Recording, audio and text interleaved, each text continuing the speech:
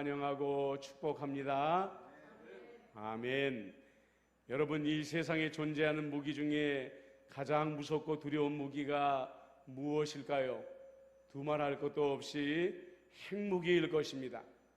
그런데 한 과학자에 의하면 지금 전 세계의 바다 가운데에 1초마다 원자폭탄 5개가 터지고 있다고 그렇게 말을 합니다. 물론 실제적으로 원자폭탄이 5개씩 1초마다 바다에 터지는 것이 아니지요. 환경을 연구하는 사람들이 이 바다의 온도가 그만큼씩 올라가고 있다는 것을 우리에게 경고하기 위하여서 만들어낸 이야기입니다. 코로나19보다 더 두려운 미래의 위기는 지구의 온난화라고 환경을 연구하는 사람들은 말합니다.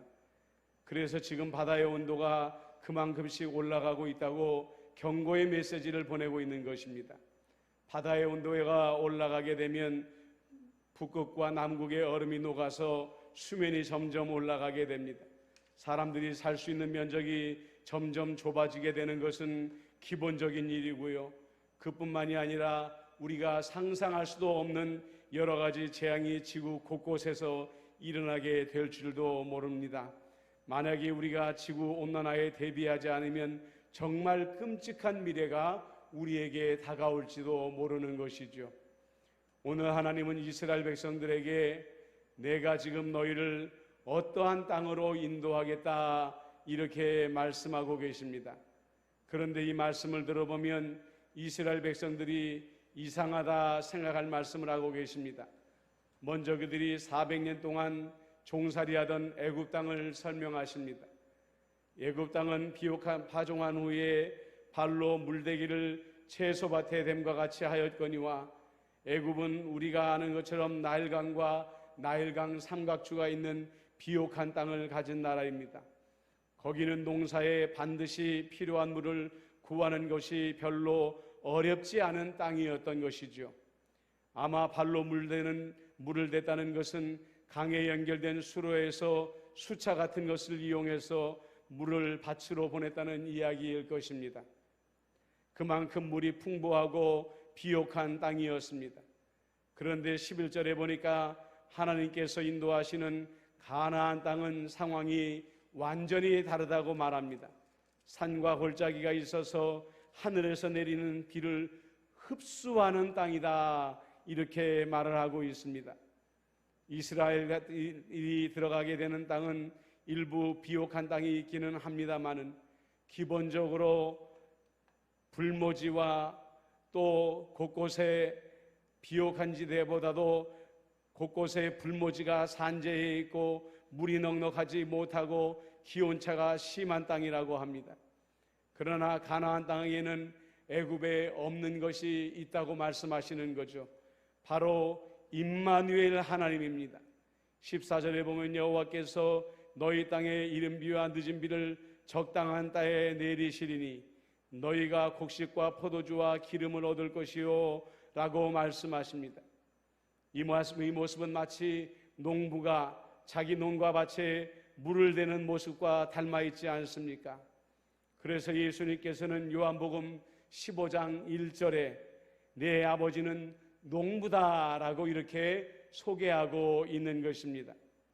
이스라엘 사람들은 자기들이 수고해서 농사도 짓고 또 자기들이 수고해서 열매를 거둔다고 생각하기 쉽습니다. 하지만 정작 농사에 필요한 것은 가장 필요한 것은 물입니다. 이스라엘 땅에서는 하늘에서 내리는 비입니다. 그것도 때에 따라 적당하게 내리는 비입니다. 이른 비는 겨울에 내리는 비입니다. 그래서 건기 동안에 굳어져 있던 땅을 무르게 하고 경작하고 파종할 수 있게 해주는 비를 말하는 것입니다. 늦은 비는 봄의 작물이라는 의미를 담고 있다고 말을 합니다. 그래서 봄비는 우리 달력으로는 4월경에 내리는 비로서 곡식의 결실을 좌우하는 아주 중요한 비라고 말씀을 하고 있는 것이죠. 그러므로 이스라엘의 농부들도 땀을 흘려 농사지어야 하겠지만 농사의 성공과 실패는 농부 중에 농부이신 하나님께 전적으로 달려 있는 것입니다. 그래서 이스라엘 땅을 가리켜 오늘 하나님은 말씀하시기를 내 하나님 여호와께서 돌보아 주시는 땅이다 라고 말씀을 하고 있는 것입니다. 그렇다면 이어지는 말씀은 이스라엘 백성들이 하나님께서 내려주시는 비를 따라 어떻게 농사를 지어야 한다는 말씀이 이어져야 하지 않겠습니까? 그런데 하나님은 농사 짓는 법이 아니라 전혀 다른 말씀을 우리에게 주시고 계십니다. 13절입니다. 내가 오늘 너희에게 명하는 내 명령을 너희가 만일 청종하고 너희 하나님 여호와를 사랑하여 마음을 다하고 뜻을 다하며 섬기면, 이런 말씀을 주시고 계시는 것이죠. 이 말씀의 의미가 무엇일까요? 훌륭한 농사꾼이 되어 땅을 어떻게 기경하고 언제 무엇을 하고 언제 무엇을 하는 것보다 더 중요한 것이 있다는 것입니다. 여러분, 그것이 무엇이라고 생각하십니까? 오늘 말씀을 예로 들자면 마음의 농사인 것입니다. 우리 마음의 농사가 잘 되면 나머지는 하나님께서 알아서 하시겠다고 말씀하고 계시는 것입니다. 우리가 지금 3년째 고난을 당하는 코로나19가 왜 인류를 덮쳤습니까? 코로나19보다 더 무서운 지구의 온난화가 왜 이렇게 무섭고 빠른 속도로 진행되고 있을까요? 하나님께서 이 땅에 이 무엇을 부족해 주었기 때문에 그런 것이 절대로 아닙니다. 사람들의 마음에 욕심이 자리 잡고 욕심이 잉태하니까 죄가 장성하고 죄가 사망을 낳게 되니까 한마디로 사람들의 마음의 농사를 실패했기 때문에 이 재앙이 온 세상을, 온 지구를 덮고 있는 것입니다. 하나님은 이스라엘 땅만 돌보시는 여호와가 아닙니다. 온 세상을 돌보시는 농부이십니다. 마음의 농사를 잘 지으면 인류에게 복을 주시지만 마음의 농사를 잘못 지으면 재앙을 내리시는 하나님이시라는 것을 오늘 우리가 이 세대를 통해서 알 수가 있는 것입니다. 이제 거창하게 인류나 온 세상의 문제를 따지기 전에 우리는 우리 자신을 들여다 보아야 됩니다. 나는 내 마음의 농사를 잘 짓고 있나? 그래서 하나님께서 내 영혼과 내 개인과 내 가정과 내 교회를 잘 돌보고 계신가 돌아보아야 한다는 말씀입니다. 우리가 세상에서 열심히 땀 흘려 일하는 것도 중요합니다. 다 예전으로 따져보면 그게 다 인생 농사인 것이죠. 하지만 하나님께서 돌보시는 땅이 되지 않으면 그 땅은 열매를 맺을 수 없는 땅이 되어지는 것입니다. 시편 127편 1절 말씀을 보십시오. 여호와께서 집을 세우지 아니하시면 세우는 자의 수고가 헛되며 여호와께서 성을 지키지 아니하시면 파수꾼의 깨어 있음이 헛되도다, 이렇게 말씀을 하고 있는 것이죠. 마음을 농사를 짓는다는 것의 첫 번째 원칙도 두 번째 원칙도 오늘 주신 말씀을 보면 다 하나님과 관계되어진 것입니다. 하나님은 말씀하십니다. 내 명령을 너희가 만일 청종하고, 만일이라는 말은 내가 이른 비와 늦은 비를 너희 인생에 보내는 데에 조건이 있다, 이렇게 말씀하시는 것입니다. 마음의 농사의 첫 번째 조건은 하나님의 명령을 우리가 듣고 순종하는 데에 있다고 말씀하십니다. 먼저 들어야 합니다.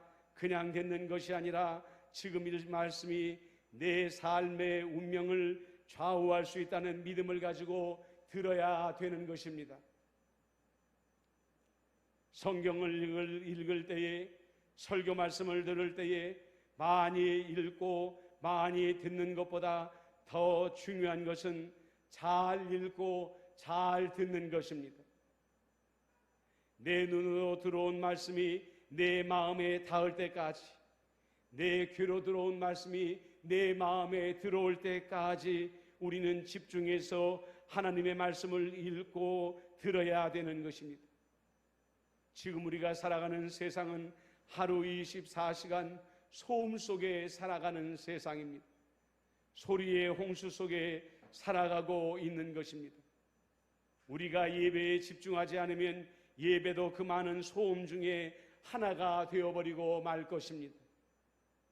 요즘에는 기술이 발달해서 그 정도까지인지는 모르지만 예전에 잠수함에 관한 영화들을 보면 서로 먼저 상대방을 찾아내기 위해 온통 신경을 쓰고 있는 것을 보게 됩니다.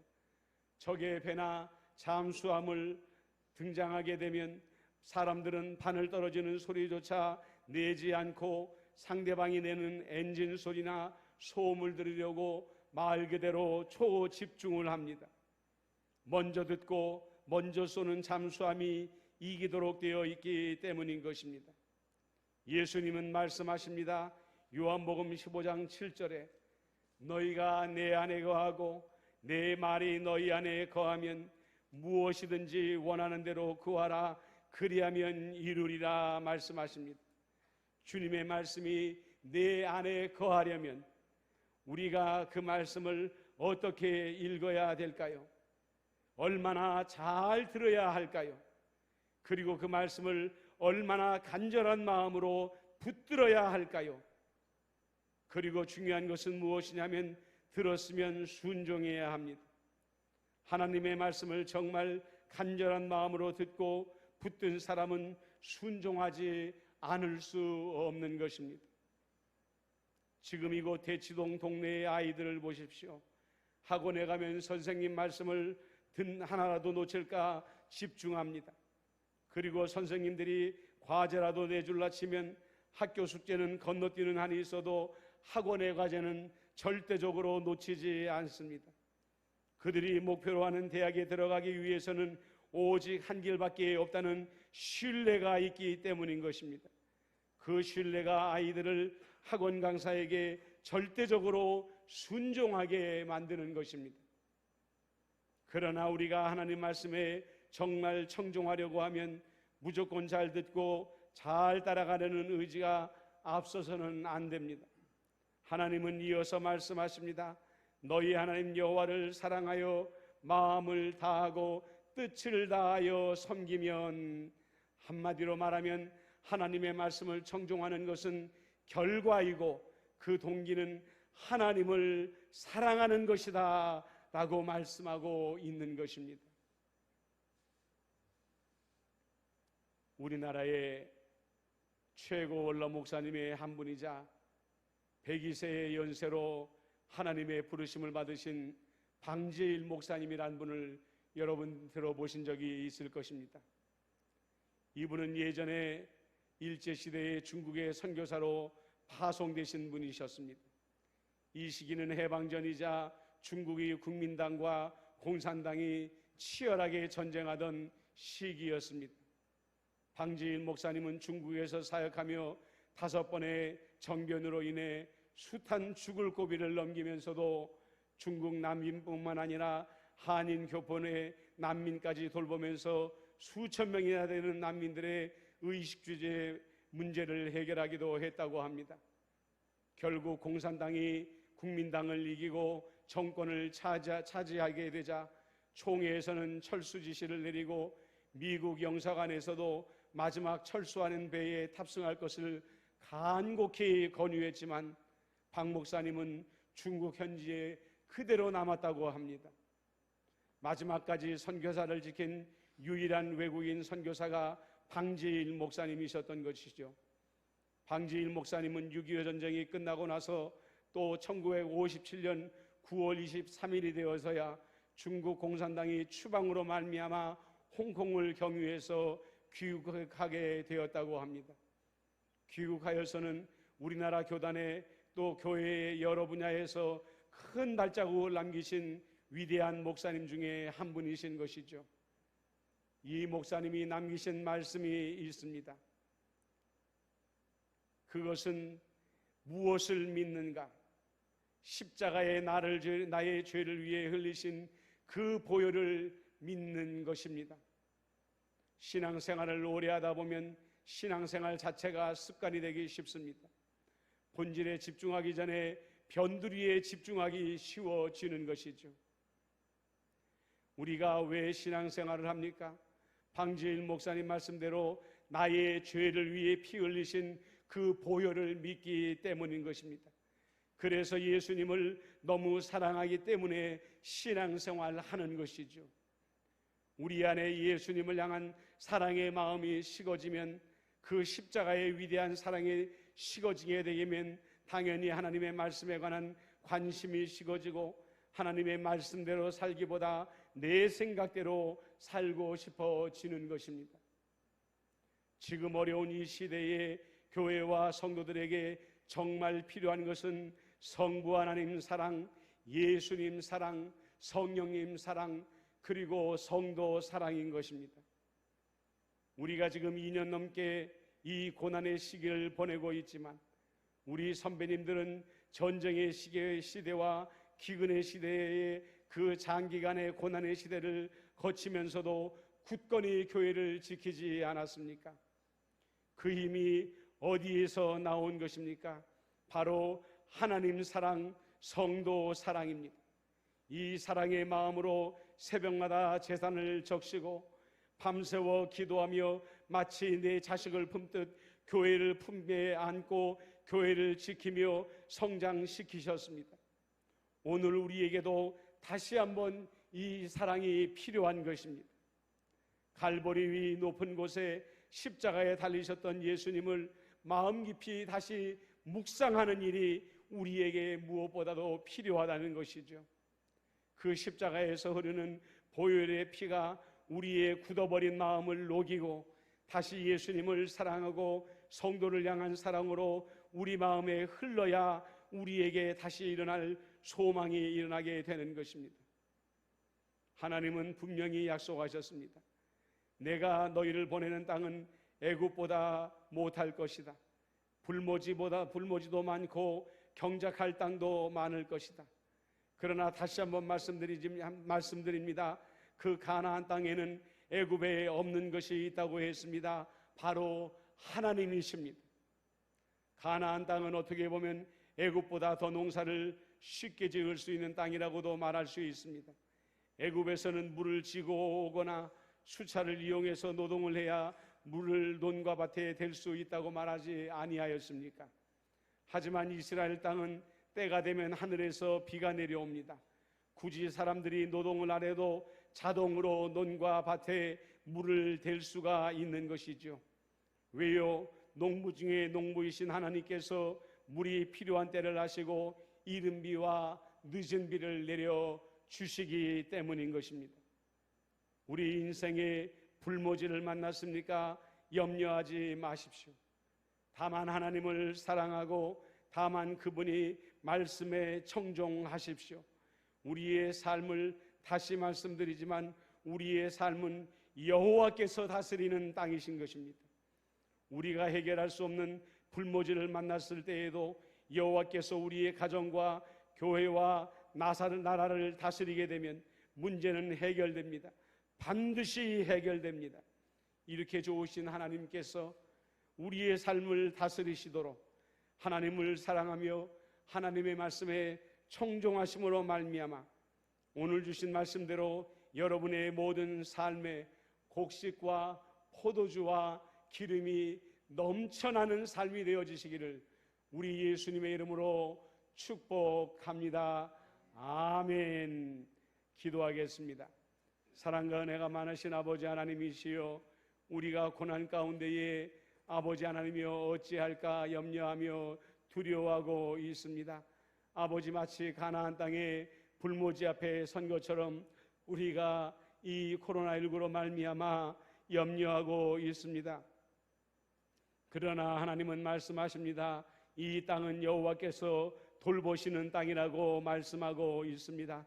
우리가 전심으로 하나님 앞에 아버지 하나님의 말씀을 청종하며 그 이전에 우리가 전심으로 우리 주님을 사랑하는 마음을 회복하게 되면 하나님이 이 땅을 회복하시고 아버지 하나님이여 늦은 비와 이른 비를 통하여 이른 비와 늦은 비를 통하여 이 땅을 고치시겠다고 말씀하고 있습니다.